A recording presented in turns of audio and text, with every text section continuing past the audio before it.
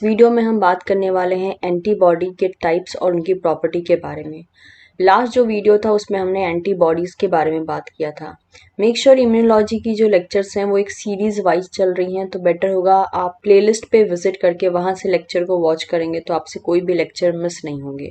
और अगर आप टीचिंग पाठशाला पे पहली बार आए हैं तो मेक श्योर आप टीचिंग पाठशाला को सब्सक्राइब कर सकते हैं अगर आपको लेक्चर्स पसंद आते हैं तो। So let's proceed. हमने लास्ट वीडियो में ये डिस्कस किया था कि मेनली हम डिफेंस मैकेनिज्म के बारे में देखते हैं। इसके अलावा बहुत से सेल्स होती हैं, उन्हीं सेल्स में से हमने बी सेल के बारे में पढ़ा था। साथ ही साथ हमने ये पढ़ा कि बी सेल जो हैं कुछ प्रोटीन को सिक्रीट करती हैं। उनमें से एक ऐसी प्रोटीन होती हैं जिसे हम इम्यूनोग्लोबुलिन का नाम देते हैं। और हमने ये देखा था कि टोटल 5 इम्यूनोग्लोबुलिन की क्लासेस पाई जाती हैं, जिनको हम शॉर्टकट में गैमेड कहते हैं, GAMED, यानी IgG, IgA, IgM, IgE and IgD। इस बेसिस पे इनको नाम दिया जाता है डिपेंडिंग कि वो कौन सा हैवी चेन अपने पास रखी हैं। यानी कहने का मतलब ये हो गया कि टोटल 5 टाइप के हैवी चेन पाए जाते हैं। अगर हैवी चेन गामा है तो ये कहलाएगी IgG, अगर हैवी चेन म्यू है तो ये कहलाएगी IgM, अगर हैवी चेन अल्फा है तो ये कहलाएगी IgA, हैवी चेन एप्सिलॉन है तो it will be IgE and heavy chain delta है तो इट विल बी IgD। तो जैसा चेन का नाम है उन्हीं के पहले अल्फाबेट के बेसिस पे हमने यहाँ पे इम्यूनोग्लोबुलिन्स को भी नाम दिया है। तो याद करना काफ़ी ज़्यादा आसान होता है। जो पुराने बच्चे हैं जो पहले ही इम्यूनोलॉजी को पढ़ रखे हैं उनके लिए काफ़ी आसान है, लेकिन अगर आप पहली बार पढ़ रहे हैं तो आपके लिए ये कोड बहुत मदद करेगा आपको ये याद रखने में कि कितने टाइप की एंटीबॉडीज़ पाई जाती हैं। इसके अलावा हमने लास्ट वीडियो में एंटीबॉडीज़ के स्ट्रक्चर के बारे में भी बात किया था कि लाइट चेन पाया जाता है, हैवी चेन पाया जाता है, इसमें भी कांस्टेंट एंड वेरिएबल रीजन्स होते हैं, साथ ही साथ हिंज रीजन भी पाए जाते हैं। तो ये सब के बारे में हम ऑलरेडी लास्ट क्लास में डिस्कस कर चुके हैं, तो यहाँ पे हम कंटिन्यू नहीं करेंगे। जो मेन चीज होती है कि अगर आप इस एंटीबॉडी को देखेंगे तो यहाँ पे इसका एन टर्मिनल है, राइट, और यहाँ पे इसका सी टर्मिनल है। सिमिलर बेसिस पे यहाँ पे एन टर्मिनल है, यहाँ पे सी टर्मिनल है। तो चाहे हम लाइट चेन की बात करें जो कि ये रहा, या फिर हम बात करें हैवी चेन की जो कि ये डार्क ब्लू वाला है। लाइट चेन में मेनली कप्पा या फिर लेमडा लाइट चेन हो सकता है, और हैवी चेन में आप देख सकते हो that is mu, gamma, alpha, delta, epsilon हो सकता है। तो अगर हम देखें एन टर्मिनल, तो एन टर्मिनल किस किस से बाइंड करता है या क्या क्या वर्क कर सकता है। तो एन टर्मिनल की बात की जाए तो सबसे पहले एंटीबॉडी जो होती है वो बहुत ही डाइवर्स टाइप के एंटीजन से इंटरेक्ट करती है, मेनली अपने एन टर्मिनल से, राइट। वो एक्चुअल में एन टर्मिनल कहलाता है और ये बहुत से एंटीजन से बाइंड कर सकता है।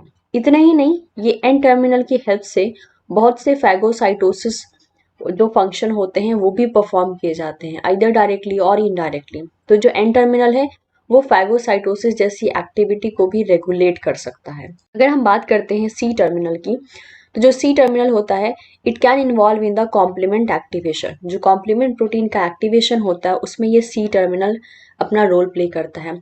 अगर आपको याद होगा तो हमने कॉम्प्लीमेंट सिस्टम में पढ़ा था कि जब ये एंटीबॉडी एंटीजन से बाइंड कर रही थी तो अपने एन टर्मिनल से बाइंड कर रही थी, लेकिन जो उसका सी टर्मिनल था वो कॉम्प्लीमेंट प्रोटीन से इंटरेक्ट कर रहा था। तो इस तरीके से हम कह पाते हैं कि जो एंटीबॉडी का सी टर्मिनल होता है वो कॉम्प्लीमेंट एक्टिवेशन में मदद करता है। ये छोटे छोटे से फैक्ट्स थे जो कि मतलब कि बहुत जो कम नंबर में क्वेश्चन आते हैं, जैसे ICMR हो गया, DBT हो गया, CSIR का पार्ट भी हो गया, उन सब एरिया में ऐसे क्वेश्चन आते हैं including the gate XL as well as gate BT।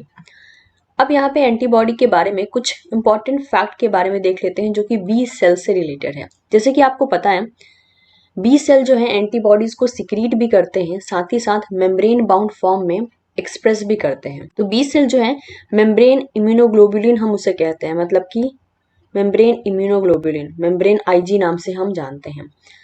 तो मेम्ब्रेन इम्यूनोग्लोबुलिन के फॉर्म में बी सेल 2 टाइप के इम्यूनोग्लोबुलिन को मेनली एक्सप्रेस करता है। एक होता है IgD और दूसरा होता है IgM। अब डिपेंड करता है किसको कब कर रहा है। जैसे कि फॉर एग्जांपल जो इमेच्योर बी सेल होते हैं वो सिर्फ एक्सप्रेस करते हैं IgM को।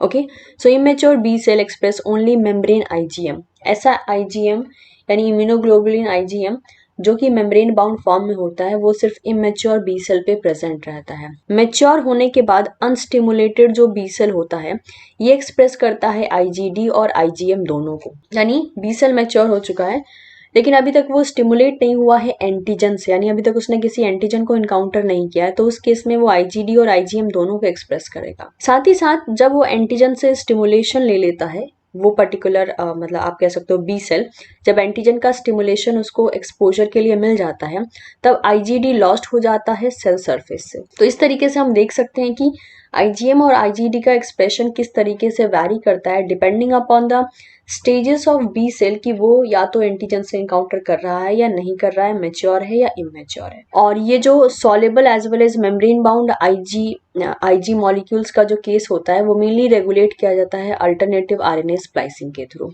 तो ये कुछ इंपॉर्टेंट फैक्ट थे जो again part B type question में आ सकते हैं, या फिर छोटे छोटे जो मार्क्स के क्वेश्चन होते हैं, 1-2 मार्क्स के जो क्वेश्चन होते हैं डिफरेंट लाइफ साइंस के एग्जामिनेशन में वहां पूछे जा सकते हैं। अब यहाँ पे हम 1 बाय 1 जितने भी हमने 5 क्लासेस देखी हैं सभी क्लासेस के आईजी मॉलिक्यूल्स के बारे में जो इंपॉर्टेंट पॉइंट्स है उसको हम यहाँ पे हाईलाइट करने वाले हैं। सबसे पहले हमने शुरू किया है आईजीजी से। आईजीजी मोस्ट कॉमन टाइप की एंटीबॉडी है जो कि सीरम में पाई जाती है। इसके अलावा जो आईजी एंटीबॉडीज होती हैं they are highly potent molecule with in the unique ability to link the foreign particle to the innate immune cells, यानी ये इनेट इम्यून सेल्स को भी आपस में कनेक्ट कर सकती हैं। नेक्स्ट अगर हम बात करते हैं Ig antibodies are monomer. Ig जो एंटीबॉडीज होती हैं आप यहाँ पे देख सकते हैं, दिस इज अ पिक्चर, ये एक मोनोमर फॉर्म में आपको दिख रही है, यानी अगर हम ये एक्चुअल में स्ट्रक्चर तो इसी तरीके का होता है, हमने इस तरीके से इसको एक 3D फॉर्म में दिखा रखा है। तो जब तक ये जो एक वाई मॉलिक्यूल होता है इसे हम मोनोमर कहते हैं, वाई शेप में पाई जाती हैं। पहले तो हमें दिख रहा है कि काफी कॉमन होती है। इसके अलावा आईजी जो एंटीबॉडीज होती हैं वो मेनली इम्यून सेल को जो है फॉरेन पार्टिकल से लिंक करने में मदद करती हैं।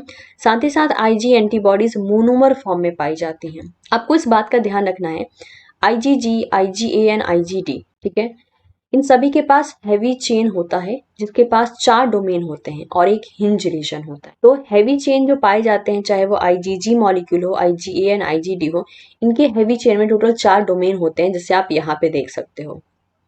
और एक हिंज रीजन होगा जो कि यहाँ पे आप देख सकते हो आईजीजी में भी है और आईजीडी में भी है, ठीक है। तो इसी तरीके से आईजी ए में भी ये पाया जाएगा। IgG has only 2 antigen binding site पर मॉलिक्यूल। अगर हम एक मोनोमर की बात करते हैं तो IG मॉलिक्यूल के पास सिर्फ 2 एंटीजन बाइंडिंग साइट है, एक तो ये एन टर्मिनल होगा और एक ये एन टर्मिनल होगा। इस तरीके से 2 एंटीजन बाइंडिंग साइट हो जाएंगी। Apart from this IG molecule के काफी ज्यादा डाइवर्स सब क्लासेस है, मतलब IG तो है ही, IG के भी सब क्लासेस है, उसके भी और टाइप है, जैसे कि हो गया IgG1, G2, G3, G4, ये चारों के चारों ह्यूमंस में पाए जाते हैं। और अगर हम माइस की बात करते हैं तो इसमें देखने को मिलता है IgG1, G2A, G2B and G3। और इस तरीके से जो है इतने वैरायटी देखने को मिलती है, सब क्लासेस देखने को मिल सकती हैं। तो स्ट्रक्चर की बात करें तो ये रहा structure, light chain and heavy chain रहा। इसके अलावा अगर हम बात करते हैं, जैसे मैंने बताया आपको ह्यूमन के केस में IgG1, G2, G3, G4 पाया जाता है। आप देख सकते हैं इस तरीके से चारों का स्ट्रक्चर देखने को हमें मिलता है। जो चीज वैरी कर रही है थोड़ी बहुत देखने में वो है कौन सा, दैट इज डाइसल्फाइड बॉन्ड, ठीक है। तो यहाँ पे जैसे कि हमने बताया था this is overall a hinge region, और ये जो आपको यहाँ पे बॉन्ड्स देखने को मिल रहे हैं this is what the disulphide bond, देख सकते हैं आप। तो अलग अलग एंटीबॉडी के बेसिस पे जो है जो डाइसल्फाइड बॉन्ड होते हैं वो वैरी कर सकते हैं। तो that is what mention here, the sub classes of IG differ in the number of arrangement of inter chain disulphide bond, जो कि आपको यहाँ पे हर जगह, ये रहा डाइसल्फाइड बॉन्ड, ये इधर पे है डाइसल्फाइड बॉन्ड, इधर भी है देख सकते हो आप, और इधर भी है, ठीक है। तो डाइसल्फाइड बॉन्ड के बेसिस पे जो है ये मॉलिक्यूल्स वैरी करते रहते हैं, लिंकिंग द हैवी चेन, और इन्होंने हैवी चेन को लिंक करके रखा है हर एक केस में, आप देख सकते हैं। A notable feature of human IG3 is the high number of interchain disulfide bond। तो ह्यूमन के केस में जो IG3 होती है उनमें काफी ज्यादा नंबर में यहाँ पर डाइसल्फाइड बॉन्ड देखने को मिलता है, and that is clearly visible in the picture, right.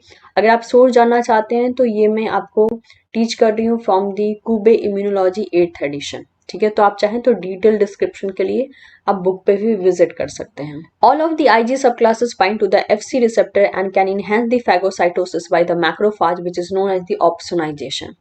तो जो IG क्लासेस होते हैं वो FC रिसेप्टर से बाइंड कर सकते हैं, साथ ही साथ वो ऐसा करके फैगोसाइटोसिस को प्रमोट कर सकते हैं with the help of a macrophage, जिसे हम अल्टीमेटली ऑप्सोनाइजेशन का नाम देते हैं। Human IG1 and IG3 are particularly good at activating complement। याद रखना है आपको कि IgG जो होती हैं वो कॉम्प्लीमेंट एक्टिवेशन के लिए भी जानी जाती हैं, specially IG1 and IG3. Mouse IG2A and human IG1 are particularly good at mediating ADCC by NK cell.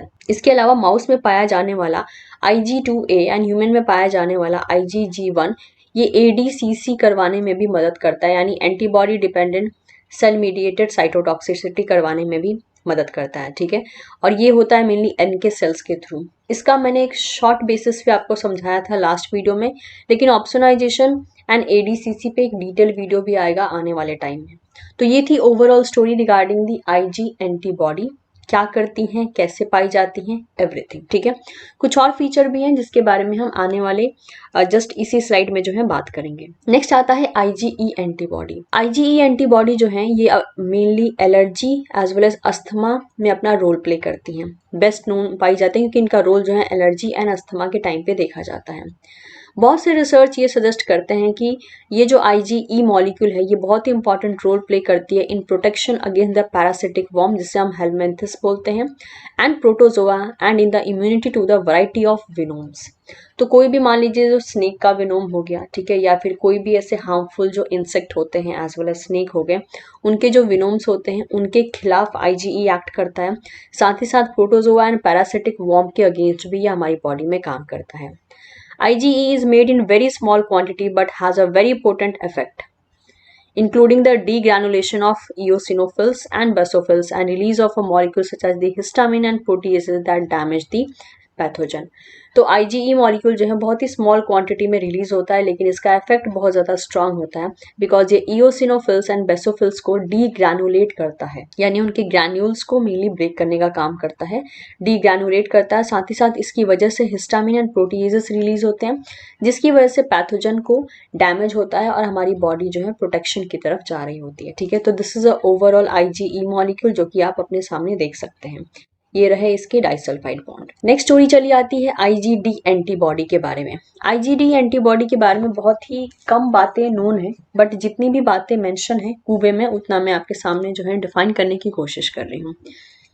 सबसे पहले जैसे कि आप देख सकते हो, this is a hinge region for the IgD molecule, ये भी मोनोमर फॉर्म में है, and this is a disulphide bond. Similar basis पे अगर हम IgE मॉलिक्यूल की बात करें तो ये भी मोनोमर फॉर्म में। स्ट्रक्चर देख के आप पहचान सकते हैं, राइट। जैसे हमने IgG के केस में देखा था कि ये भी मोनोमर है, IgE भी मोनोमर फॉर्म में देखा जाता है, it is also a monomer. Next IgD के बारे में बात करें तो ये भी मोनोमर ही है। जैसे हमने कहा IgD मॉलिक्यूल एक माइनर इम्यूनोग्लोबुलिन है जो कि ब्लड में पाया जाता है, और ये सिर्फ 0.2% कंस्टिट्यूट करता है सर्कुलेटिंग एंटीबॉडी के लिए। मतलब जितनी भी एंटीबॉडी सर्कुलेट हो रही है बॉडी में उसका सिर्फ 0.2% ही पाया जाता है। However, it is present in higher level in the secretion in the upper respiratory tract where it react with the respiratory bacterial and viral pathogen. But ऐसा नहीं कि कुछ काम नहीं कर रहा है ये ऑब्वियसली एक हायर बेसिस पे सिक्रीट किया जाता है अपर रेस्पिरेटरी ट्रैक में, जहां पे ये respiratory related bacteria and viral pathogen के साथ रिएक्ट करता है। IgD was recently found to bind the basophils and mast cell, and after antigen bind to the IgD antibodies, these cells are activated to release the antimicrobial peptide which attack the pathogen. इसके अलावा IgD को देखा गया है ये basophil as well as mast cell से bind करता है जैसे ही एंटीजन IgD से बाइंड करते हैं, और उसके बाद ये रिलीज करवाता है एंटी माइक्रोबियल पेप्टाइड को जो कि पैथोजन के ऊपर अटैक करके पैथोजन का रिमूवल करवाते हैं बॉडी से। Deactivated cell also release some cytokines including the interleukin-4, tumor necrosis factor that is TNF, and interleukin-1, and the B cell surviving factor which is known as a BAF, and chemokines. The receptor that bind the IgD has not been well characterized. इसके अलावा अगर हम बात करें कि और क्या क्या फंक्शनैलिटी कंट्रोल किए जाते हैं, तो जो एक्टिवेटेड सेल्स होते हैं आफ्टर दिस ओवरऑल एक्शन वो क्या करते हैं, वो साइटोकाइंस को रिलीज करते हैं। इसके अलावा बी सेल सर्वाइवल फैक्टर का रिलीज करते हैं, केमोकाइंस का रिलीज करते हैं, TNF फैक्टर का रिलीज करते हैं, और इस तरीके से मेनली पैथोजन का रिमूवल बॉडी से करवाते हैं। नेक्स्ट चला आता है हमारे पास IgA एंटीबॉडी। काफी इंपॉर्टेंट हो जाता है IgA एंटीबॉडी क्योंकि इसका ओवरऑल रोल बाकी सब के कंपैरिजन में थोड़ा सा अलग है, साथ ही साथ स्ट्रक्चर में भी काफी ज्यादा चेंजेस हैं। जैसे कि सबसे पहले आप पिक्चर ही देख सकते हो, IgA जो है डाइमर फॉर्म में है, लेकिन हर एक बात को बहुत ध्यान से आपको सुनना है। क्योंकि IgA के केस में बच्चे बहुत ज़्यादा मिस्टेक करते हैं, तो अगर आप ध्यान से सुनते हो तो कभी मिस्टेक नहीं करोगे। इस बात का ध्यान रखना है कि पूछा क्या गया है और आपको आंसर क्या देना है। Okay, so let's proceed. IgA antibody जो है ये सर्कुलेशन में फाइंड की जाती हैं। They are the major antibody class present in the secretions, including the mucus in the gut, respiratory and reproductive tract, and in the tears, saliva, and milk from the mammary gland. तो हमने क्या कहा, IgA antibody जो है circulation में पाई जाती है major तौर से, साथ ही साथ ये सिक्रीशन में प्रेजेंट होती हैं, राइट। जो चीज़ें सिक्रीट की जाती हैं बॉडी से उनमें इनका अमाउंट अच्छा खासा होता है। सिक्रीशन लाइक व्हाट, जैसे कि बॉडी में गट एरिया में प्रेजेंट म्यूकस हो गया, ठीक है, रिप्रोडक्टिव ट्रैक्ट में प्रेजेंट म्यूकस हो गया, इसके अलावा टीयर्स हो गया, सलाइवा हो गया, मिल्क हो गया, ये सब क्या है, बॉडी में एक सिक्रेटेड फॉर्म हो रखा है। तो इसी में IgA का अच्छा खासा अमाउंट पाया जाता है। Next, of the two subclasses of IgA found in the humans, IgA1 and IgA2, इसकी भी दो सब क्लासेस हैं, A1 and A2। A1 जो है ये बहुत ज़्यादा प्रेवलेंट होता है सीरम के अंदर, वाई A2 जो है इसका अमाउंट ज़्यादा देखा जाता है सिक्रीशन के फॉर्म में। तो अगर हम सीरम की बात करें तो उसमें IgA1 आपको ज़्यादा मिलेगा, और हम सिक्रीशंस की बात करें तो वहाँ पे आपको IgA2 का अमाउंट ज़्यादा देखने को मिलेगा। In the blood, both subclasses can stimulate the phagocytosis. अगर ब्लड में ये दोनों फॉर्म पाए जाते हैं, that is IgA1 and A2, तो ये फैगोसाइटोसिस को स्टिमुलेट कर सकते हैं, mediate ADCC by binding to the FCR on NK cell. इसके अलावा ADCC एक्शन भी ये करवा सकते हैं, और ये ग्रैनुलोसाइट्स का डीग्रैनुलेशन यानी उनके ग्रैन्यूल्स को ब्रेक करने का भी काम करवा सकते हैं। IgA does exist in monomeric form. तो जैसे कि यहाँ पे मैंने कहा था IgA डाइमर होता है, बट ऐसा नहीं है कि IgA कभी मोनोमर फॉर्म में नहीं पाया जाता है, मेक श्योर, ठीक है। तो सभी बातों को ध्यान से सुनिए। IgA के लिए क्या लिखा है, it does exist in monomeric form. ये मोनोमेरिक फॉर्म में भी पाया जाता है, लेकिन मोनोमेरिक फॉर्म में कब पाया जाता है, जब ये ब्लड में देखा जाता है। यानी IgA मॉलिक्यूल जब ब्लड में आप देखोगे तो उस टाइम पे ये मोनोमर फॉर्म में पाया जा सकता है, लेकिन ये तुरंत ही डाइमर फॉर्म में बन जाता है, एज वेल एज ये पॉलीमर फॉर्म में चला आता है in the mucosal tissue with the monomer connected by the J chain. तो देखिए, जैसे ही ये ब्लड में रिलीज हुआ ये मोनोमर फॉर्म में रहता है, लेकिन ब्लड में ये हमेशा के लिए तो ऑब्वियसली रहता नहीं है, ये माइग्रेट करेगा एक ऐसे एरिया में जहाँ पे इसकी मेन फंक्शनैलिटी है, जैसे कि हो गया म्यूकोसल टिश्यू। तो जैसे ही ये रिलीज किया जाता है ब्लड में ये मोनोमर फॉर्म में रहता है, लेकिन ये तुरंत डाइमर फॉर्म में बन जाता है जैसे ही ये म्यूकोसल टिश्यू एरिया में आता है, ठीक है। और ये कैसे डाइमर फॉर्म में बनता है, देखिए ये रहा एक मोनोमर, राइट, और ये रहा दूसरा मोनोमर। इसके बीच में आप देख रहे हैं ये एक एडिशनल चेन है, J चेन इसको कहा गया है। तो J चेन की मदद से ये दो IgA मोनोमर कंबाइन होके अब ये कंप्लीटली डाइमर बना चुके हैं। तो एक मोनोमर ये रहा, एक मोनोमर ये रहा, दोनों मिला के डाइमर बना चुके हैं, और इनको डाइमर बनाने के लिए एक J चेन की जरूरत पड़ती है, ठीक है। तो दो मोनोमर ये कनेक्टेड होते हैं J चेन की मदद से, इस कंसेप्ट को आपको याद रखना है। In secretion IgA can neutralise toxins and pathogen and enhance their clearance. अगर ये सिक्रीशन फॉर्म में देखा जाता है IgA को, तो उस टाइम पे ये टॉक्सिन एंड पैथोजन को न्यूट्रलाइज कर सकता है और साथ ही साथ उसका क्लियरेंस करवा सकता है। IgA को किसी भी एंगल से कॉम्प्लीमेंट को फिक्स करते हुए नहीं देखा गया है। जैसे हमने IgG का एग्जांपल लिया कि IgG कॉम्प्लीमेंट का फिक्सेशन कर सकता है, वैसे IgA मॉलिक्यूल कॉम्प्लीमेंट का फिक्सेशन करता हुआ नहीं देखा गया है, और ना ही इसीलिए बोला गया है कि ये इन्फ्लामेशन भी नहीं करवाता है उतने स्ट्रॉन्ग तरीके से।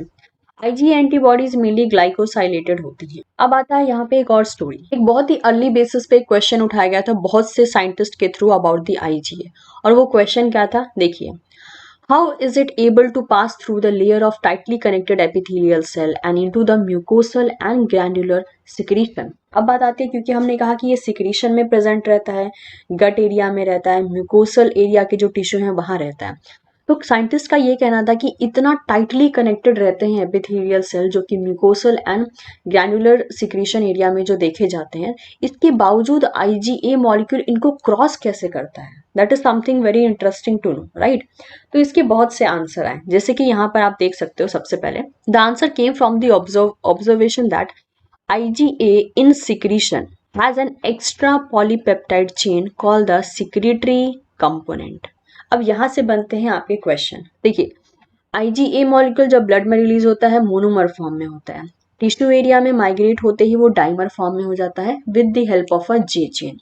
इसके अलावा क्या बोला गया है कि जैसे ही वो सिक्रीशन एरिया में आता है या सिक्रीशन में जब आईजीए मॉलिक्यूल प्रेजेंट रहता है, सिक्रीशन लाइक जो अभी हमने एग्जांपल देखा था हमारी फर्स्ट लाइन में, तो सिक्रीशन एरिया में या सिक्रीशन में जब आईजीए मॉलिक्यूल प्रेजेंट रहता है तो उसके पास एक एडिशनल चेन पाई जाती है। यानी अगर हम जनरली देखें तो इम्यूनोग्लोबुलिन के पास लाइट चेन, हैवी चेन है, ठीक है, राइट। अगर हम यहाँ पे देखते हैं, ये देखिए, ये रहा लाइट चेन, ये अंदर वाला रहा हैवी चेन, हमने कह दिया, और ये रहा एक जे चेन। यानी डाइमर फॉर्म में ऑलरेडी इसके पास 3 चेन है, एक लाइट चेन, एक हैवी चेन और यहाँ पर एक जे चेन। यानी वैरायटी की बात करें तो 3 वैरायटी है, लाइट, हैवी एंड जे। यहाँ पे ये कह रहे हैं कि जब ये सिक्रीशन फॉर्म में रहता है तो इसके पास एक और चेन होता है जिसे हम सिक्रीटरी कंपोनेंट कहते हैं, यानी एससी कह सकते हैं, ठीक है, सिक्रीटरी कंपोनेंट। यानी अब ये इसको मिला के अगर चेन की बात करें तो टोटल 4 चेन हो जाएंगे अगर हम बात करें कि ये सिक्रीशन में किस फॉर्म में देखा जाता है। तो देखिए, मैं सिर्फ चेन की बात कर रही हूँ, फॉर्म की नहीं बात कर रही हूँ, अभी भी हम डाइमर की ही बात करें, डाइमर फॉर्म में ही है, बट हम अपना डिस्कशन चेन पे लेकर चले आए हैं कि हैवी चेन है, लाइट चेन है, जे चेन है और एक और चेन आ गया हमारे पास, that is secretory component. Number की भी बात नहीं कर रही हूँ मैं, वैरायटी ऑफ चेन की बात कर रही हूँ, ठीक है। तो मेक श्योर छोटी छोटी बातों पे आपको ध्यान देना है। तो वही बोला गया है कि जब ये सिक्रीशन में आता है तो इसके पास एक एक्स्ट्रा पॉलीपेप्टाइड चेन होता है जिसे हम सिक्रीटरी कंपोनेंट कहते हैं, और ये आईजीए का पार्ट नहीं होता है इन the blood. So that is not the part of IgA in the blood. यानी ब्लड में जो आईजीए प्रोड्यूस हुआ था उस आईजीए का पार्ट ये सिक्रीटरी कंपोनेंट नहीं होता है। यानी कहने का मतलब क्या हुआ कि ये सिक्रीटरी कंपोनेंट बाद में आईजीए के साथ ऐड होता है, जब वो ब्लड में सिक्रीट हुआ था तो उसके साथ साथ ही ये नहीं था। Surprisingly this extra chain was subsequently found not to be synthesized by the IgA producing plasma cell in the secretory tissue। ठीक है, तो बोला ये गया कि जब प्लाज्मा सेल इस IgA को बना रहा था तो उस प्लाज्मा सेल ने इस एक्स्ट्रा चेन को नहीं बनाया। ये एक्स्ट्रा चेन क्या किया गया, देखिए, but by the epithelial cell as a membrane bound receptor eight there बेसोलेटरल surface. तो क्या बोला गया है कि प्लाज्मा सेल ही ऑब्वियसली सॉल्युबल एंटीबॉडी को प्रोड्यूस करेगा। तो बोला ये गया कि जो प्लाज्मा सेल ने आईजीए को प्रोड्यूस किया उस प्लाज्मा सेल ने ये एडिशनल चेन जिसे हम सिक्रेटरी कंपोनेंट कह रहे हैं उसे प्रोड्यूस नहीं किया। तो ये प्रोड्यूस किसने किया, जब आईजीए मॉलिक्यूल जिस एपिथेलियल सेल को क्रॉस कर रहा था उस एपिथेलियल सेल के सरफेस पे एक मेम्ब्रेन बाउंड रिसेप्टर था। ये जो मेम्ब्रेन बाउंड रिसेप्टर है, यही रिसेप्टर आगे चल के सिक्रेटरी कंपोनेंट की तरह आईजीए मॉलिक्यूल से अटैच हो जाता है। और ये कब होता है, जब आईजीए मॉलिक्यूल क्रॉस करने की कोशिश करता है एपिथेलियल सेल को, उसी टाइम पे वो मेम्ब्रेन बाउंड रिसेप्टर से बाइंड करता है और हेंस एज अ रिजल्ट वो उस रिसेप्टर को लेकर जो है उसको एक एडिशनल कंपोनेंट की तरह ले लेता है जिसे हम बोलते हैं सिक्रेटरी कंपोनेंट। इस पर्टिकुलर रिसेप्टर को हम एफसी रिसेप्टर भी कहते हैं। ऐसा क्यों, क्योंकि मान लीजिए दिस इज अ आईजीए, ठीक है, आईजीए, और इसका ये एफसी पोर्शन है, तो इसी से कौन करता, मान लीजिए एक एपिथेलियल एरिया है और इसमें एक रिसेप्टर इस तरीके से प्रेजेंट है, तो इसका एफसी पोर्शन आके यहाँ बाइंड करेगा, तो इसलिए हम इसे एफसी रिसेप्टर भी कहते हैं। इसके अलावा इसको हम नाम देते हैं पॉली आईजी रिसेप्टर। ठीक है, किसकी बात कर रहे हैं हम, इसी सिक्रेटरी कंपोनेंट की बात कर रहे हैं। मतलब ये सिक्रेटरी कंपोनेंट तब कहलाता है जब ये आईजी मॉलिक्यूल से अटैच हो जाता है, लेकिन जब ये एपिथेलियल सेल के सरफेस पे प्रेजेंट रहता है तो हम इसे एफसी रिसेप्टर कह सकते हैं, हम इसे पॉली आईजी रिसेप्टर कह सकते हैं। तो होता क्या है, पॉली आईजी रिसेप्टर जो है ये बाइंड करता है आईजीए से और ये ट्रिगर करवाता है endocytosis and transport of these antibodies across the epithelial cell to the apical side of the epithelial cell. At this point, the poly-IgR is cleaved near the membrane, releasing a large fragment which remain bound to the IgA. Now in the lumen, it will act like a secretory component. तो देखिए diagram के through जरा समझने की कोशिश करते हैं। ये रहा ऐसा प्लाज्मा सेल जो कि क्या कर रहा है, डायमेरिक आईजीए का प्रोडक्शन कर रहा है, मतलब मोनोमेरिक फॉर्म में प्रोड्यूस किया। बाद में क्या हो गया, बाद में जो है जैसे ही ये टिश्यू एरिया में माइग्रेट करने वाला था ये डायमेरिक फॉर्म में आ गया, तो ये हो गया डायमेरिक आईजीए। अब देख सकते हैं आप, this is a poly IG receptor, यानी ये जो आपको राउंड राउंड शेप में दिख रहा है, this is the FC receptor जिसे हम पॉली आईजी रिसेप्टर कह रहे हैं। तो देखिए ये आईजीए डाइमर ने डाइमेरिक फॉर्म में जो है इसने आके इससे बाइंड किया, इसका हो गया एंडोसाइटोसिस। एंडोसाइटोसिस के बाद जैसे ही इस एपिथेलियल सेल की बात करें, एपिथेलियल सेल में आके इसने बाइंड किया है आईजीए ने डाइमेरिक फॉर्म में, इसके बाद इसका हो गया एंडोसाइटोसिस। एंडोसाइटोसिस के बाद जब ये एपिथेलियल सेल को क्रॉस कर रहा है तो देखिए क्रॉस करते ही क्या हुआ, जो इस वाले रिसेप्टर का जो लार्जर फ्रेगमेंट था वो देखिए क्लीव होके यहाँ पे IgA मॉलिक्यूल के साथ अटैच हो गया। तो अगर आप ध्यान दें तो आप क्या है यहाँ पे डाइमेरिक फॉर्म में IgA भी है, यहाँ पे देख सकते हो आप J चेन भी है जिसने 2 मोनोमर को ज्वाइन करके रखा है, और इसके अलावा आप यहाँ पे ये भी देख सकते हैं कि यहाँ पे सेक्रेटरी कंपोनेंट भी है। तो हम कहेंगे कि क्योंकि ये सिक्रेटरी IgA है, क्योंकि ये सिक्रीशन फॉर्म में देखा, मतलब सिक्रीशन फॉर्म जहाँ पे है वहां पे ये IgA देखा जा रहा है, तो हम कहेंगे कि ड्यूरिंग द सिक्रीशन IgA के पास सिक्रेटरी कंपोनेंट भी होता है। यानी जब तक ये टिश्यू एरिया में रहता है तब तक इसके पास 3 चेन जैसे देखे जाएंगे, लाइट, हैवी एंड जे। लेकिन जैसे ही ये सिक्रीशन फॉर्म में आएगा इसके पास 4 चेन हो जाएंगे, 4 type of chain rather to say, that is light, heavy, J and secretory component. तो उम्मीद करती हूँ ये बात क्लियर हो गई होगी। इस पे थोड़े से कॉम्प्लेक्स क्वेश्चन आते हैं, CSR में भी, गेट में भी घुमा के आते हैं, और आपको बस ये ध्यान रखना होता है कि किसकी बात की गई है, टिश्यू की बात की गई है, ब्लड की बात की गई है, सिक्रीशन की बात की गई है, उसके अकॉर्डिंग मेनली आपको आंसर देना होता है। स्पेशली इस एरिया से जो है डाइजेशन पे थोड़े से कॉम्प्लेक्स क्वेश्चन आते हैं, तो माइट भी अगली वीडियो में हम डाइजेशन के बारे में बात करेंगे। लास्ट हमारी एंटीबॉडी चली आती है जिससे हम बोलते हैं IgM एंटीबॉडी। IgM एंटीबॉडी जो है पहली क्लास ऑफ एंटीबॉडी है जो कि प्रोड्यूस होती है जब भी बॉडी में प्राइमरी इम्यून रिस्पॉन्स होता है, यानी कोई पैथोजन ने बॉडी में जब पहली बार अटैक किया होता है तो वहां पे प्रोड्यूस होने वाली IgM सबसे पहली एंटीबॉडी होती है। इसके पास समहाउ जो है ये एक मतलब कि एक ढंग से इसके पास लो एफिनिटी देखी जाती है, लेकिन यस इसके पास ये जो है डेकावेलेंट एंटीबॉडी है, मतलब कि इसके पास टोटल जो है 10 एंटीजन बाइंडिंग साइट होती है। ऐसा क्यों? क्योंकि ये सिक्रीशन फॉर्म में जो है पेंटामर फॉर्म में पाई जाती है, और क्योंकि एक एंटीबॉडी के पास 2 बाइंडिंग साइट होती हैं तो टोटल 5 के पास 10 हो जाती हैं, इसलिए इसको जो है डेकावेलेंट एंटीबॉडी के नाम से भी जाना जाता है। ये पैथोजन से बाइंड करती है काफी ज्यादा हाई एविडिटी के साथ। एविडिटी का मतलब हो जाता है कि जो टोटल बाइंडिंग साइट होती है उस पूरी बाइंडिंग साइट का स्ट्रेंथ कलेक्टिवली ले लिया जाता है, ठीक है। तो एक अच्छे खासे हाई एविडिटी के साथ जो है ये IgM बाइंड करती है पैथोजन से। इंटरेस्टिंग बेसिस पे देखा जाए तो there are many of circulating IgM antibody. ये जो है मेनली कन्वेंशनल बी सेल से प्रोड्यूस ना होके बी सेल का एक फॉर्म होता है B1 सेल, इसके थ्रू ये मेनली प्रोड्यूस होते हैं, which constitutively produce IgM antibodies without being expose to the pathogen. तो ये हमने पहले भी देखा था कि जो इमेच्योर बी सेल होते हैं वो IgM को एक्सप्रेस कर रहे होते हैं, लेकिन अगर सर्कुलेशन की बात की जाए तो उस टाइम भी जो है IgM एंटीबॉडीज का प्रोडक्शन अच्छा खासा होता है, लेकिन जो बी सेल प्रोड्यूस करती हैं उससे वो होती हैं B1 सेल। ये जो लगातार एंटीबॉडीज प्रोड्यूस हो रही है ना IgM एंटीबॉडी, जैसे कि यहाँ पे बोला है कि सर्कुलेशन में लगातार IgM एंटीबॉडीज प्रोड्यूस होती रहती हैं B1 सेल के थ्रू, तो देखा गया कि ये जो लगातार प्रोड्यूस होने वाली IgM एंटीबॉडीज होते हैं ये हमें कॉमन टाइप के पैथोजन से बचाने में मदद करती हैं, जो कि मेनली गट एरिया में या म्यूकोसल एरिया में पाए जाते हैं, ठीक है। और इनको फ्रीक्वेंटली हमने नेचुरल एंटीबॉडीज का भी नाम दिया है। IgM जो एंटीबॉडीज होती हैं they are very good at activating complement. तो मेक श्योर अभी तक हमने 5 एंटीबॉडीज पढ़ी, 5 एंटीबॉडीज में से 2 मेन एंटीबॉडीज हैं जो कि कॉम्प्लीमेंट की एक्टिवेशन में मदद करती हैं। एक है IgM, एक है IgG।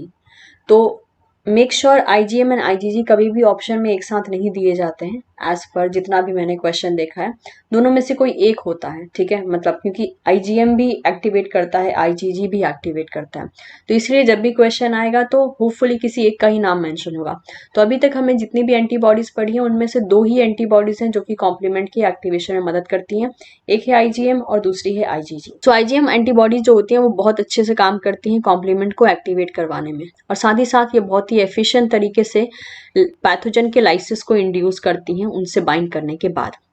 They are also good at agglutinating the pathogen, which then are efficiently phagocytosed by the macrophage। इसके अलावा जो है वो पैथोजन को एग्लूटिनेट भी करती हैं और साथ ही साथ मैक्रोफाज के थ्रू उन पैथोजन का फैगोसाइटोसिस भी करवाती हैं। तो ये आप देख सकते हैं IgM को एक पेंटामर फॉर्म में, ये रहा, देख सकते हैं, this is a 1 monomer, this is second, this is third, 4th and 5th। तो ये आपस में जो है डाइसल्फाइड बॉन्ड से कनेक्टेड होते हैं, लेकिन इसके अलावा यहाँ पे आप देख सकते हो एक J चेन भी होता है, यानी आप यहाँ पे ये कह सकते हो कि यहाँ पे लाइट चेन है, यहाँ पे हैवी चेन है, लेकिन यहाँ पे भी J चेन है। तो बीच में एक ऐसा पोजीशन होता है जहाँ पे 2 मोनोमर जो IgM के होते हैं आपस में, बाकी सारे मोनोमर तो डाइसल्फाइड बॉन्ड से कनेक्टेड है, ये देखिए ये भी डाइसल्फाइड बॉन्ड से कनेक्टेड है, लेकिन एक एडिशनल चेन और पाया जाता है इनके पास, वो होता है J चेन, जो अगेन इनके बीच में एक कनेक्शन बना के रखता है। यानी यहाँ पे भी 3 वैरायटी ऑफ चेन देखे जाते हैं मेजर चेन की अगर हम बात करते हैं तो। स्ट्रक्चर को याद रखना ज़रूरी है, क्योंकि जब हम डाइजेशन पढ़ते हैं या इनसे रिलेटेड जब हम प्रोफाइलिंग पढ़ते हैं तो फिर हमें दिक्कत होती है, तो हमसे कॉम्प्लेक्स क्वेश्चन सॉल्व नहीं होते हैं, लेकिन अगर आप स्ट्रक्चर को याद रखोगे तो आपसे क्वेश्चन अच्छे से सॉल्व हो जाएंगे। तो ये रहा पेंटामर फॉर्म ऑफ IgM। अच्छा, एक और चीज़ है, जो सॉल्युबल होता है ना, मतलब कि जो सर्कुलेशन में होता है, circulation in the sense like जो सॉल्युबल फॉर्म में IgM पाया जाता है वो पेंटामर फॉर्म में हो सकता है, लेकिन जो बी सेल के सरफेस के ऊपर, मान लीजिए this is a B cell, तो बी सेल के सरफेस के ऊपर जो IgM पाया जाता है, याद रखिएगा वो मोनोमर फॉर्म में होता है मेनली, और वो मेम्ब्रेन बाउंड होता है। तो मेम्ब्रेन बाउंड जो फॉर्म होगा वो मोनोमर फॉर्म में देखा जाएगा, secreted form it can be pentamer. कुछ फैक्ट्स है यहाँ पे, जैसे कि IgM और IgE, अभी हमने जो है बाकी तीनों जो एंटीबॉडीज हैं उनके बारे में हमने देख लिया था, उनके हैवी चेन के बारे में, इसके बारे में भी देख लेते हैं। तो IgM और IgE के जो हैवी चेन होते हैं उनमें 5 डोमेन पाए जाते हैं, और उनमें कोई हिंज रीजन नहीं देखा जाता है। जैसे यहाँ पे देख लीजिए कोई हिंज रीजन का नाम नहीं है, और इनके हैवी चेन में टोटल 5 डोमेन है, जैसे कि 1 2 3 4 5। IgE में काउंट करेंगे उसमें भी सेम टू सेम इसी तरीके से आपको देखने को मिलेगा, ठीक है। I think this is IgE। तो यहाँ पे आप देख सकते हो दिस इज 1 2 3 4 5, ठीक है। तो यहाँ पे टोटल 5 डोमेन देखने को मिल रहा है, तो वही चीज वहां पे मेंशन की गई है। The polymeric form of IgM and IgA contain a polypeptide called the J chain। जो polymeric form होता है, यानी मोनोमर से बढ़ के जो फॉर्म होता है उसको हम polymeric form कह रहे हैं। तो उनमें मेनली IgM और IgA कैसे हैं, जो कि मोनोमर से आगे बढ़े हैं, मतलब कि जो IgA है वो डाइमर फॉर्म में पाया जा रहा है, IgM पेंटामर फॉर्म में पाया जा रहा है। तो इनके पास एक एडिशनल पॉलीपेप्टाइड भी होते हैं जिसे हम कहते हैं J chain, that is linked by the 2 disulphide bond to the FC region in the 2 different monomer. और जो मोनोमर को कनेक्ट करने के लिए जो J चेन होता है वो भी आपस में डाइसल्फाइड बॉन्ड से लिंक रह सकता है।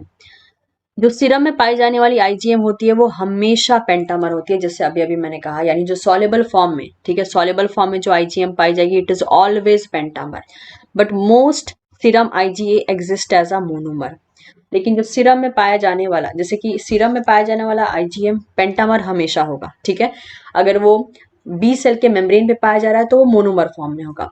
सिमिलर बेसिस पे सीरम में पाया जाने वाला, यानी ब्लड एरिया में पाया जाने वाला IgA मॉलिक्यूल मोनोमर होगा, लेकिन ये dimer, trimer and even tetramer form में भी कभी कभार देखा गया है। तो ये कुछ एडिशनल इंफॉर्मेशन है। IgA का जो कॉमन फॉर्म होता है एक ढंग से, उसे हम डाइमर फॉर्म में देखते हैं जब वो मेनली टिश्यू एरिया में माइग्रेट कर रहा होता है, लेकिन ऐसा नहीं है कि सिर्फ उसका वही फॉर्म प्रेजेंट है, इसलिए बोला था पॉलीमेरिक फॉर्म, यानी पॉलीमेरिक का मतलब भी हो जाता है मल्टीपल फॉर्म। इस बात का आपको ख्याल रखना है कि IgA ज्यादातर, मतलब कि जब सिक्रीट होता है ब्लड में तो मोनोमर में होता है, जब वो टिश्यू में माइग्रेट कर रहा है तो वो डाइमर में है। लेकिन खाली ऐसा नहीं है कि सिर्फ डाइमर फॉर्म देखा जाता है, ट्राइमर भी यहाँ तक कि कभी कभार देखा गया और टेट्रामर भी देखा गया, ठीक है। तो आप चाहें तो इसके लिए एडिशनली आप सर्च करके पढ़ भी सकते हैं। IgM के पास टोटल 10 एंटीजन बाइंडिंग साइट हो सकती है पर मॉलिक्यूल, यानी पूरे को हम एक मॉलिक्यूल अगर कंसीडर करते हैं तो आप देख सकते हो ये रहा 1 2 3 4 5 6 7 8 9 10, ओके। दोनों को आप कंपेयर करके भी देख सकते हो IgA और IgM को। ये रहा इसका J चेन, ये रहा इसका J चेन, जो कि आपस में डाइसल्फाइड बॉन्ड से भी कनेक्टेड है। नेक्स्ट अगर हम क्विक रिवीजन लेते हैं तो इसको मैंने विकिपीडिया से इस इमेज को लिया है, आप चाहें तो सर्च कर सकते हैं, आपको देखने को मिल जाएगा। छोटी मोटी सी बातें वो हम कवर कर लेते हैं, जैसे कि आप देख सकते हो IgM पेंटामर फॉर्म में यहाँ प्रेजेंट है, इसका हैवी चेन को हम म्यू कहते हैं, तभी तो ये IgM बनता है, M for mu. Number of antigen binding site इसके पास 10 होता है। नेक्स्ट अगर हम बात करते हैं percentage of total antibody in the serum, तो ये 6% तक पाया जाता है। प्लेसेंटा को क्रॉस ये नहीं कर सकता, कॉम्प्लीमेंट फिक्सेशन बिल्कुल करता है, और ये FC से बाइंड नहीं कर सकता, FC रीजन जो होते हैं उससे बाइंड नहीं करता। इसका फंक्शन क्या होता है, द एंटीबॉडी ऑफ प्राइमरी, ये मेनली प्राइमरी रिस्पॉन्स करवाता है, और कॉम्प्लीमेंट फिक्सेशन के लिए बेस्ट जाना जाता है। The monomer form of IgM serve as a B cell receptor, क्योंकि आपको पता है कि जो मेम्ब्रेन पे, बी सेल मेम्ब्रेन पे पाया जाने वाला IgM होता है, मेम्ब्रेन IgM, वो ऑब्वियसली उसको हम BCR जैसे कंसीडर करते हैं, तो मेम्ब्रेन बाउंड फॉर्म BCR जैसा कंसीडर किया जाता है, ये यहाँ पे बोला गया है। IgG मोनोमर फॉर्म में पाया जाता है, जी इसलिए बोला है क्योंकि यहाँ पे गामा हैवी चेन होता है, ठीक है। Number of antigen binding site 2 होते हैं, एक यहाँ पे एक यहाँ पे। 80% ये टोटल एंटीबॉडीज जो पाई जाती है सीरम में उसका 80% देखा जाता है। ये प्लेसेंटा को क्रॉस कर सकता है, ये भी कॉम्प्लीमेंट को फिक्स कर सकता है। और जो एफसी बाइंड, जो इसका एफसी रीजन जो बाइंड करता है वो करता है फैगोसाइट से। ये मेन ब्लड एंटीबॉडीज होती हैं सेकेंडरी रिस्पॉन्स, यानी जब सेकेंडरी रिस्पॉन्स होता है तो ये ज़्यादातर मेनली इन्हीं का प्रोडक्शन होता है, आईजीजी का प्रोडक्शन होता है। ये टॉक्सिन को न्यूट्रलाइज कर सकती है, साथ ही साथ ऑप्सोनाइजेशन को परफॉर्म कर सकती है। इसके बाद आता है आईजीए, वो भी देखिए सिक्रीटरी बोला है, ठीक है। सिक्रीटेड फॉर्म का आईजीए तो आपको पता ही है डाइमर फॉर्म में ही हर हाल में पाया जाएगा, तो ये डाइमर फॉर्म होता है। ये रहा इसका सिक्रीटरी कंपोनेंट। तो इसका जो हैवी चेन होता है वो होता है मेनली क्या, क्योंकि आईजीए है तो ये होगा IG alpha, if for alpha. Number of जो एंटीजन बाइंडिंग साइट होती हैं इनमें ये टोटल 4 हो सकती हैं, एक यहाँ यहाँ यहाँ और यहाँ। नेक्स्ट जो टोटल एंटीबॉडी का कंस्टिट्यूएंट होता है इसका वो होता है 13% ये कंट्रीब्यूट करती हैं। ये प्लेसेंटा को क्रॉस नहीं कर सकती हैं, कॉम्प्लीमेंट को फिक्स नहीं कर सकती हैं। और इसके अलावा जो है ये सिक्रीट की जाती है mucus, tear, saliva and colostrum में, जो फर्स्ट मिल्क होता है मदर से आफ्टर दी डिलीवरी। नेक्स्ट आता है आईजीई जो कि मोनोमर फॉर्म में पाया जाता है। ये इसका हैवी चेन एप्सिलॉन होता है। एंटीजन बाइंडिंग साइट नंबर जो होते हैं वो 2 होते हैं टोटल। ये काफ़ी ज़्यादा कम नंबर में पाई जाती हैं, देख सकते हैं आप कितना कंट्रीब्यूशन कर रही है। ये प्लेसेंटा को क्रॉस नहीं करती हैं, कॉम्प्लीमेंट फिक्स नहीं करती हैं। इनका जो एफसी रीजन होता है वो मास्ट सेल एंड बेसोफिल से बाइंड कर सकता है। और ये जो एंटीबॉडीज होती है mainly allergy and anti parasitic activity में इन्वॉल्व होती हैं। आईजीडी जो है वो मोनोमर फॉर्म में प्रेजेंट रहती हैं। मेनली इसका हैवी चेन होता है डेल्टा। नंबर ऑफ जो एंटीजन बाइंडिंग साइट होती है वो होती है टोटल 2। 1% ये टोटल एंटीबॉडी का कवर करती हैं। प्लेसेंटा क्रॉस नहीं कर सकती हैं, कॉम्प्लीमेंट को फिक्स नहीं कर सकती हैं, और ये बी सेल रिसेप्टर जैसे कंसीडर की जाती हैं। इसके अलावा भी हमने बहुत सी छोटी छोटी सी बातें देखी। देखिए ये एक ढंग से ना रिवीजन जैसा है, ये क्विक रिवीजन बॉक्स जैसा है, लेकिन जो हमने पढ़ा है आप ये नहीं कह सकते हो वो लेस इंपॉर्टेंट है, क्योंकि ये ऐसी चीज़ें जो सबको पता है। लेकिन हमने डिटेल फॉर्म में कुछ ऐसी भी चीज़ें पढ़ी जो हमें नहीं पता थी, क्योंकि जब आप एक एडवांस लेवल पे एग्जाम का प्रिपरेशन कर रहे होते हो तो बहुत सी चीज़ें होती हैं जो हमें पता होनी चाहिए। ये अगेन यहाँ पे एक और भी मैंने पिक्चर रखा है, आप इसे भी, ये सिर्फ और सिर्फ फंक्शन के बेसिस पे है, ठीक है, प्रॉपर्टी एंड फंक्शन के बेसिस पे है। आप इसे रीड आउट कर सकते हैं और आप इसे नोट करके रख सकते हैं, ठीक है। ऑल्दो आपको ये गूगल पे मिल जाएगा ये पर्टिकुलर चार्ट कि कौन कैसे पाया जाता है। जैसे आईजीए जो है ये mucus, saliva, tears and breast milk में पाया जाता है। इसके अलावा आईजीडी जो है ये बी सेल रिसेप्टर का पार्ट होता है, ये बेसोफिल एंड मास्ट सेल को एक्टिवेट कर सकता है। आईजी पैरासिटिक वॉर्म के खिलाफ काम करता है और एलर्जिक रिएक्शन करवाता है। आईजीडी जो है ये सिक्रीट किया जाता है by plasma cell in the blood, और ये प्लेसेंटा को क्रॉस कर सकता है। आईजीएम ये बी सेल रिसेप्टर की तरह काम करता है, ये ब्लड में सिक्रीट किया जाता है और अर्ली स्टेज के इम्यूनिटी के लिए रिस्पॉन्सिबल होता है, mainly in the primary response, ठीक है। तो इसके साथ हमने टाइप ऑफ एंटीबॉडी और उनके क्या क्या फंक्शन थे, मेजर फंक्शन, वो हमने देख लिया है। उम्मीद करती हूँ ये लेक्चर आपको अच्छे से समझ में आया होगा। मैंने काफ़ी ज़्यादा डिटेल में कवर करने की कोशिश की है। ओके, माइट भी नेक्स्ट वीडियो में हम इसका डाइजेशन देख सकते हैं। और वीडियो पसंद आ रहा हो तो आप इसे लाइक ज़रूर करें, साथ ही साथ इसे आप अपने दोस्तों के साथ भी शेयर कर सकते हैं। And don't forget to subscribe teaching Pathshala. बाकी जो इम्यूनोलॉजी सीरीज़ की जो लेक्चर्स हैं वो आपको प्लेलिस्ट के फॉर्म में टीचिंग पाठशाला चैनल पे ही अवेलेबल मिल जाएगी। So don't forget to check it out. So thank you so much everyone. मिलते हैं बहुत ही जल्द आपसे नेक्स्ट वीडियो में।